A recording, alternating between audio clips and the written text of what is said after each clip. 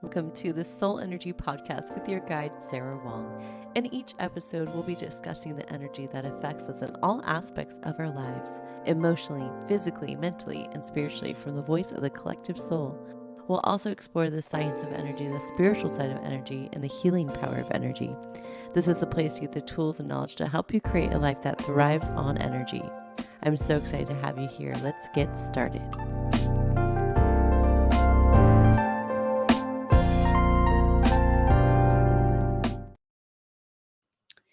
The ego. The ego gets a bad rap. A lot of people think the ego and we judge it, we criticize it. Oh, that's my ego. And it's really actually our best friend in this reality. Our ego is our filter of how and what will allow ourselves to be around certain energy. Think about the ego as the first energy that can tap into other people's outside of yours. So immediately your ego is going to pick up on how you feel about an environment, how you feel about a certain individual, because the ego is a energetic filter of who you think subconsciously you need to be in that number one position, and it defaults to all your subconscious beliefs and allow them to come into reality. So how you interpret information is going to be plugged into some frequency of what you've already been through with this energy, whether it's repetitive, new, how it shows up is going to register and trigger something that is of a significant mirror reflection of that energy. And it's going to either tell your ego, be brave, be strong, or it's going to tell your ego, be competitive, be defensive, or it's going to tell your ego, you need to explain yourself. You need to ensure that this is being said, or the ego is going to say, you need to shut down. You're not going to be able to say anything. So really the ego holds a lot of power when we allow it unconsciously.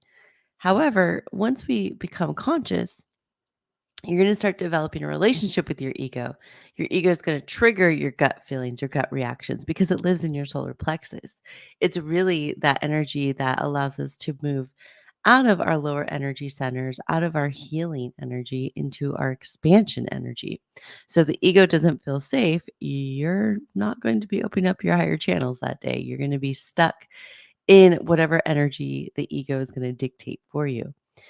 If you're conscious and aware of this and feel that ego taking over, you're going to have a choice. You can either allow it to take the driver's seat, or you can allow it to just be a part of the journey and bring in awareness, bring in the energy that you're working on. Because our subconscious energy is really the energy we're evolving out of. There's a lot of statistics and research out there that show that 5% of our reality is really from our conscious creations. Conscious creations are to-do list actions, what we think we have control of. 95% of our reality is from our subconscious, what we believe deeply based on our patterns, belief systems, most of them that we created when we were very young. So, our inner child. So, yes, our ego is our protector of our inner child, the most vulnerable and delicate part of our energy fields. The inner child is usually what's anchored in our DNA of the deep healing we're here to experience in our lifetime. It could be very hurtful events.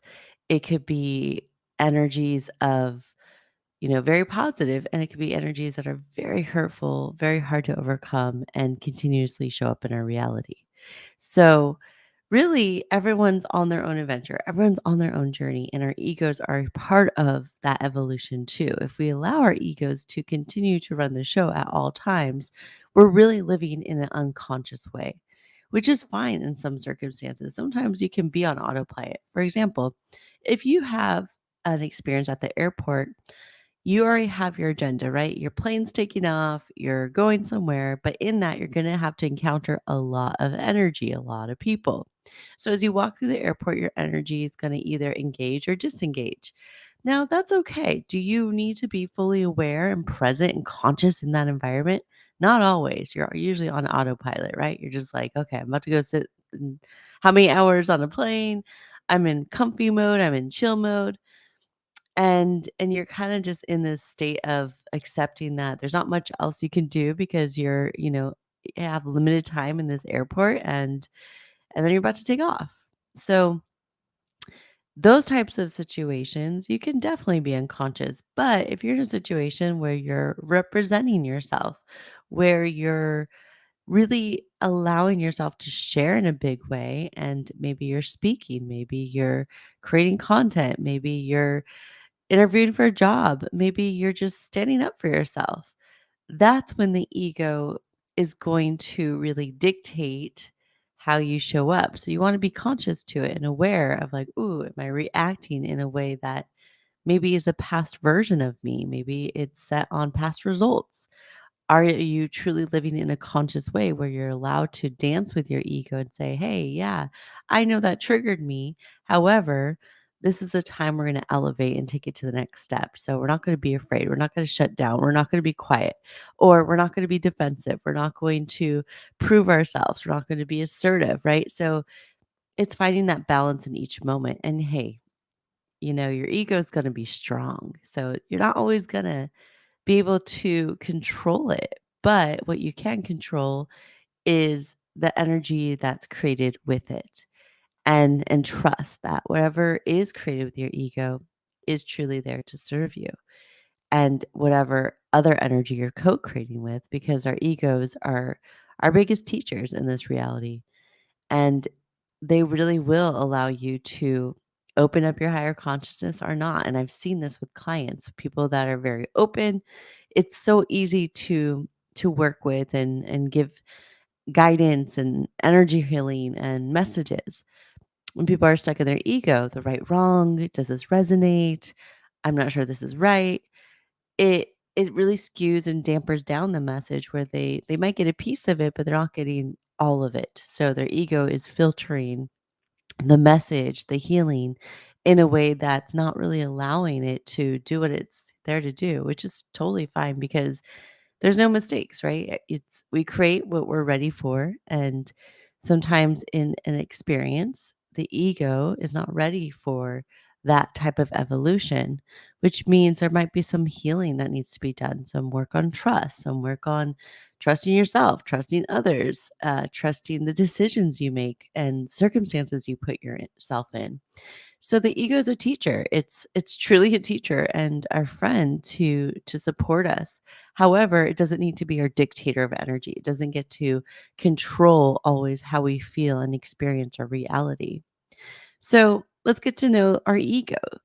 Think about the last time you had an experience where you felt something in your tummy, in your gut, or you felt off, and your ego kind of triggered a feeling of this is how we should feel about this situation, or we need to leave or defend ourselves, or whatever that might have been. It could be in a year from now, years ago, it could be recent. Just think about a time where your ego was super active and definitely filtering and dictating how your energy was going to be presented in your co-creation with others.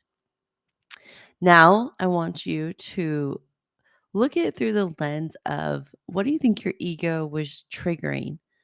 What was it communicating to you in that moment? So, knowing that our ego is there to protect our inner child, what was our inner child wanting to express? What was our inner child wanting to feel that the ego was afraid to? Because last time this happened, this energy came around, it hurt, or it wasn't fun, or it was super successful. And you want to have that again so much that you're afraid it won't happen, right? It could go either way. It doesn't always have to be negative. Sometimes positive things could also create a negative energy. And you're probably thinking, how? That doesn't even make sense. Well, comparison. Ego runs off comparison of the past. So if you have a situation where it's like, okay, this is the second time this just showed up in my life, big moment. I got to land this job. I got to land this relationship. And then it doesn't happen. And your ego immediately goes into, what did you do wrong? What could you have done different? Why did they select you? Who did they select? It goes into that comparison, that psychoanalysis. And in that, you're, going to feel all kinds of things come up for you. And those are the times where we can really get to know ourselves on a deep level. Times where we can allow our ego to say, this is my truth. I'm not worthy of change. I'm not worthy of this job. And times we could say, okay, I trust that why this didn't happen for me in the way I thought it could is because there's a different path and I'm not meant to go this path right now. And that's okay. And you move that energy into love, surrender, trust, compassion. Once we do that energetically, then the ego has to take the back seat because you just gave your ego love and said, "Hey, it's okay. Take time out. We don't need you to overwork yourself right now. In fact, we're going to let your soul come in and we're going to let the soul take the driver's seat. You can go on the passenger side. You can totally observe, collect your data, collect your analysis, update your filters, but you are no longer dictating the truth in this situation." And that comes in waves. So that's why it's a dance. Energy is a dance. Energy is in constant movement. The defaults here on Earth are always going to be the third dimensional field. And from there, we can evolve. So the third dimensional field is connected to that solar plexus, confidence, ego, materialism. And in that energy, it's going to judge success, judge energy based on your surroundings, based on your results. And in those results, the filters are going to apply based on the different situations you encounter to really show. That's why there's so many versions of ourselves, right? To showcase different versions of ourselves because there's different types of energies that's going to ignite different versions of the ego. That's why the ego could be fun, super entertaining, very, some call ballsy, right? Is not afraid to just go for it. And then there's other times the ego, it can shrink you so quick that it's almost like you're invisible. That's how powerful the ego can be. So that's like the filter can be completely open. It can be completely skewed and it can be completely closed. So just having this awareness and working with that energy. So the minute you get that gut energy, it's like, oh, ego trying to drive. What does the ego want to explore? And sometimes I talk to my ego. I know, like my friends like sometimes make fun of me because they're like, "Are you talking to yourself?" Absolutely, because sometimes you got to get out of your head and out into to a space, right? And I talk to myself so much that sometimes I don't even know I'm doing it. And it's not a crazy talk. It's just like, where did I put this? And oh yeah, don't I gotta do this later. And my husband's always like, why are you telling me that? And it's like, well, I'm not telling you. I'm just saying it out loud. So maybe if I'm not doing it later, you might remind me. And so the ego is such a interesting energy because I think it gets a lot of like a bad rap because it's, oh, the ego, right? It's so easy to put in a box of negativity when really the ego could be so powerful. Imagine if we all were in our highest ego, because there's like the lower ego and the higher ego, of course. There's all of it because we're in that duality. That's the third dimension, in my opinion, is the duality. You're going to have the pros and you're going to have the cons. You're going to have the positive, you're going to have the negative. It exists all the time here. I don't think we'll ever reach a point in this lifetime where we're just positive. I think we're always going to be dancing with the duality in this reality. And I think that's why we come here to master duality, master choice, master creation. And it's in our own energetic fields. So, where does the ego like to dance with you? Where does your ego like to take you? Majority of the time, is your ego in a higher frequency or in a lower frequency? Without judgment. In situations, you can kind of tap into, is this my higher ego or my lower ego? And there's no good or bad. It's not like the lower ego is bad because the lower ego absolutely could be necessary. Sometimes maybe it's safer to be invisible in the environment you're on. You could be in a super toxic environment. It happened to me once. I was working for a startup and it was 90% male. No offense to males because I've always had male colleagues and honestly, they're amazing. And I've had such a good experience with both female and male colleagues. I've seen toxic side of both female and male colleagues. And in that environment that I was in, the 90% masculine, 90% male company, only like, I think there was like 5 or 6 women of like over 200 people. It was like women didn't have a voice, and sometimes, like, it felt better to shrink myself in certain situations, not to say that was the right situation, but, like, there was so many ego in the room and some people wanting to be heard and get their agendas across that adding mine just didn't feel, like, necessary, if that made sense. I feel like my energy was needed outside of the company, in the role I was in was external facing. And so I didn't put so much ego into the company, into the drama, because I just didn't feel the need to. And so, but when I went out to clients, that higher frequency ego came out. I represented, I communicated to CEOs and above, strategized, negotiated. And so it was such a funny dance being in that environment where I had to literally shrink myself internally and allow myself externally to just be seen and flow and really lead with confidence constantly because I had to door knock essentially to all these corporations on how to, connect to technology in different ways. So it was hard. It was aggressive. It was probably one of the hardest jobs I ever had. And it wasn't even the job. It was the energy I had to dance with, my shrinking the ego, expanding the ego. And I felt in that environment I could never succeed, even though I did. But because I couldn't be myself at all times, to me, that's not success. And so I knew I needed to remove myself from that environment. It wasn't serving me. And in fact, I've never been one to be super emotional at work unless it's like a lot of pressure and like a big project and things are going astray. And I feel like I, failed, of course. Like there's those moments. But overall, I usually can stay very professional. However, I've noticed when I left this job, I was so scattered and all over that I was starting to lose myself at my core. And it's actually when I started taking and doing a ton of self-development work on myself. And with those tools and knowledge, I was able to expand out of my ego and learn how to dance with it and work with it. I learned how to expand out of consciousness. And it really opened me up in different ways and set me on a whole new journey, which is why I'm here today to share energy and really exploring it in different ways. So with that, enjoy the dance with the ego.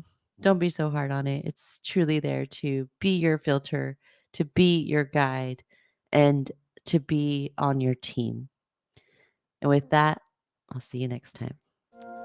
And that is this week's episode. What an honor to spend this time with you. Make sure you journal, reflect, and spend some time on this energy to see how certain topics that were covered apply to your reality and how you can move forward when that energy shows up next time. And for more services, products, content to support you on your spiritual journey, make sure to visit energyhouselb.com. That's energyhauslb.com. Also, make sure to follow us on social media, Instagram, Facebook, TikTok. It is all so appreciated. Stay in touch. Until next time.